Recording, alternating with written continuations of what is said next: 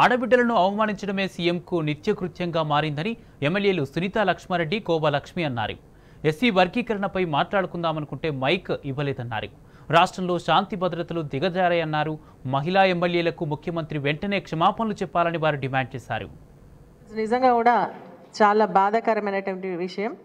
ఎందుకంటే ఒక 4.5 గంటలు ముగ్గురు మహిళలం శాసనసభలో నిలబడి మా ఒక నిరసనను వ్యక్తం చేస్తూ మాకు మైక్ ఇవ్వండి అని చెప్పినా కూడా కనీసం మాట్లాడడానికి అవకాశం కల్పించకపోగా మేము నిల్చుంటే అక్కడ ఉన్నటువంటి శాసనసభ్యులు, మరీ ముఖ్యంగా జూనియర్ శాసనసభ్యులు మమ్మల్ని హేళన చేస్తూ మాట్లాడుతూ ఉంటే నిజంగా చాలా బాధ అనిపించింది. శాసనసభ చరిత్రలో ఇది మొట్టమొదటిసారి అనుకుంటా. మరి ముగ్గురు మహిళలము 4.5 గంటలు నిలబడి మా గొంతు, మా హక్కు ఏదైతే ఉందో మాకు మైక్ ఇవ్వండి, మేము మాట్లాడతామని చెప్పినా కూడా మైక్ ఇవ్వకపోవడం నిజంగా చాలా బాధాకరమైనటువంటి విషయం. మన రాష్ట్రంలో అత్యాచారాలు పెరిగిపోయినాయి. ఈ 8 నెలల కాలంలో లా అండ్ ఆర్డర్ పూర్తిగా అదుపు తప్పింది. ఈ 4 రోజుల్లోనే మనకు 48 గంటల్లోనే 5 ఇన్సిడెంట్స్ మన దృష్టికి రావడం జరిగింది. కానీ ఇంకా రానటువంటి ఇంకా ఎన్ని ఉన్నాయో ఒకసారి ఆలోచించాల్సినటువంటి అవసరం ఉంది. ఏది ఏమైనా ఇటువంటి పునరావృతం కాకుండా ఇమీడియట్గా చర్యలు తీసుకోవాల్సినటువంటి అవసరం ఉంది. రివ్యూ చేయాల్సినటువంటి అవసరం ఉంది. మరి బాధితులకు హెల్త్ పరంగా కానీ ట్రీట్మెంట్ పరంగా కానీ వారికి అండగా నిలబడాల్సినటువంటి అవసరం ఉంది. అదేవిధంగా దోషులను కఠినంగా శిక్షించాల్సినటువంటి బాధ్యత కూడా ప్రభుత్వం పైన ఉంది అని చెప్పేసి కూడా నేను తెలియజేస్తా ఉన్నా. ప్రాశ్చాత్తాపడి ఏదో నిజంగా తప్పు మాట్లాడినామనో ఉప ముఖ్యమంత్రి గారు కూడా మీ ఏం ముఖం పెట్టుకొని మాట్లాడుతున్నారు. మహిళలు అనేటువంటి మాటలేనా ఇవి అని చెప్పేసి నేను ఒక్కసారి అడుగుతా ఉన్నా. మహిళల ముఖం నేను కానీ సబితక్క కానీ అందరు రాజకీయ పరిస్థితులు వేరేనా? మా ఇద్దరు రాజకీయ పరిస్థితులు వేరే.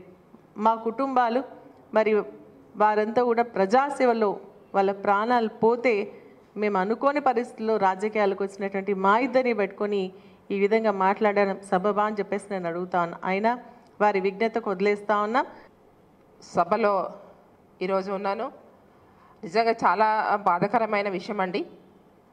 ఈరోజు వర్గీకరణలో మరి ఎన్నో సంవత్సరాల నుంచి 50 సంవత్సరాల నుంచి మరి ఈరోజు సుప్రీంకోర్టు మరి తీర్పు ఇవ్వడంలో మరి మేము కూడా మాట్లాడతాం.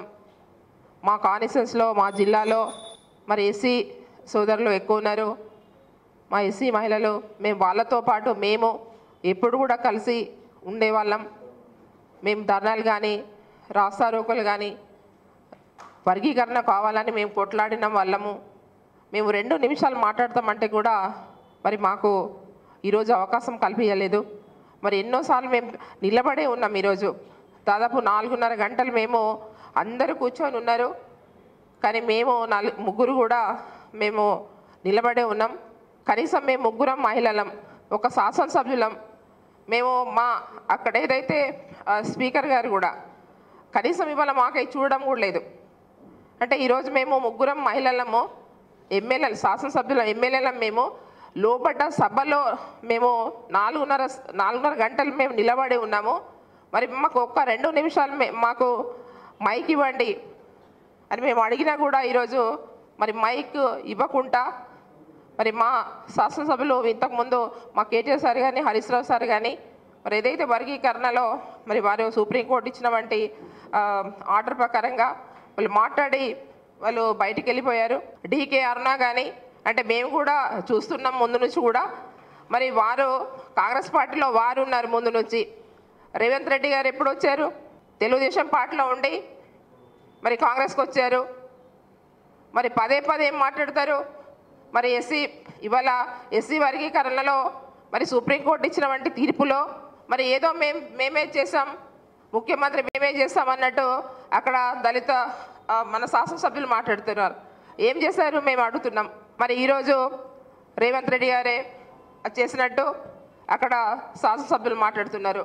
సరే ఏదేమైనా మాట్లాడినా కూడా మరి ఒక శాసనసభ్యులుగా మేము ముగ్గురం మహిళలం. నిజంగా చాలా బాధాకరమైన విషయం అండి. 4.5 గంటలు మేము నిలబడి ఉన్నాం. నిలబడి ఉండి కాళ్ళు నొప్పిలు వస్తే కూడా మేము కనీసం లాస్ట్ కూడా మేము అడిగాం.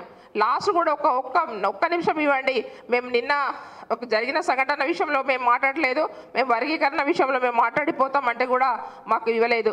నిజంగానే ఇవాళ వర్గీకరణల విషయంలో నిజంగా మా దళిత సోదరులకు అందరికీ కూడా నేను శుభాకాంక్షలు తెలియజేస్తున్నాను. ఎందుకంటే ఈరోజు ఎన్నో ఒడిదుడుపులు చెంది మన దళిత సోదరులు ఎప్పటి నుంచో వర్గీకరణ కావాలంటే మేము కలిసి ఎన్నో ధర్నాలు చేసి కావాలని మేము కొట్లాడి మరి ఈరోజు సుప్రీంకోర్టు ఆర్డర్స్ ఇవ్వడంలో మరి మేము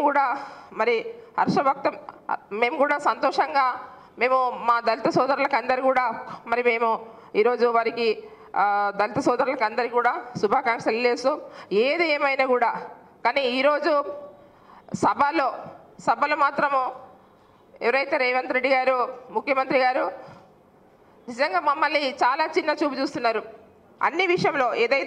ఎప్పుడైతే మేము ఎమ్మెల్యేలుగా గెలిచినామో ఆ రోజు నుంచి కూడా బీఆర్ఎస్ ఎమ్మెల్యేలని అందరినీ కూడా చిన్న చూపు చూడడం, మన ప్రోటోకాల్ విషయంలో కావచ్చు, లేకపోతే ఇవాళ శాసనసభలో కావచ్చు, నిండు శాసనసభలో కూడా మేము నిలబడి ఉంటే ఆయన నవ్వుకుంటా ఉన్నారు. అంటే ఎంతవరకు కరెక్టు?